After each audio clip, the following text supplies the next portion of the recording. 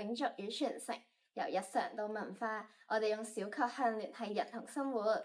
E 支環保吸管唔單止方便攜帶，而且仲可以提醒我哋關注可持續發展添。隨住現今社會減少對塑膠飲管嘅使用，環保意識越嚟越重要。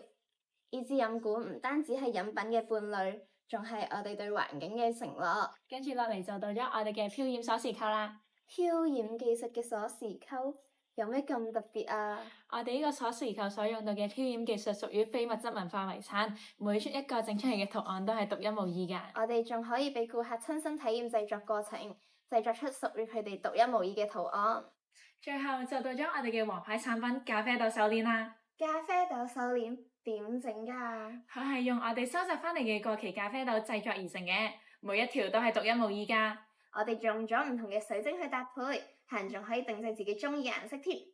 我哋會喺3月28至到3月30號喺荷里活廣場16號攤位，到時記得嚟支持我哋小確幸啦！